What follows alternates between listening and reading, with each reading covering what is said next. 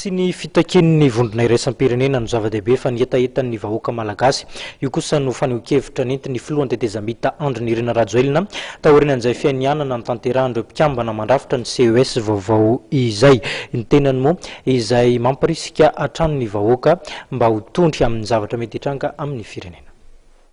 Ny zavatra dingana nataontsika androany aloha dia dingana ahafahantsika makany amin'ny fifidianana.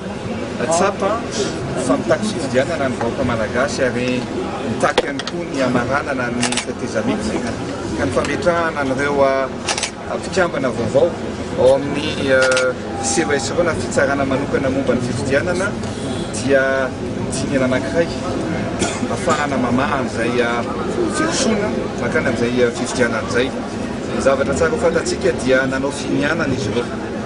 Finianana dia voalohany indrindra hoe mba ahafahan'izy ireo mandray fanapahan-kevitra kahalalahana tsy mitanila na amin'iza na amin'izy fa ao anatin'ny fanajana ny lalam-panorenana sy ny lalana velona misy eto amin'ny firenena. Ka dia matoky isika vahoaka malagasy, matoky ny Madagasikara fa izotra makany amin'izay fanapahan-kevitra tsy misy fitanilany izay no raisiny mpikambana ao amin'izay.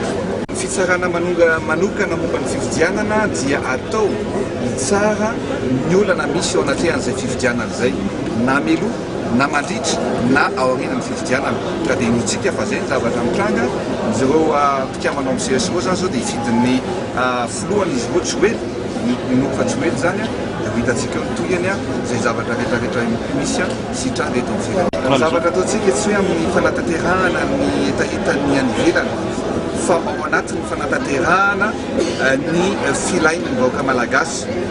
Lava loatra ny tetezamita efa taona mahery izay fanatanterahana ny zavatra ilain'ny vahoaka malagasy dia mila fifidianana, mila faranana ny tetezamita izay ny adidin'ny sika malagasy sy izay mitantana ankehitriny.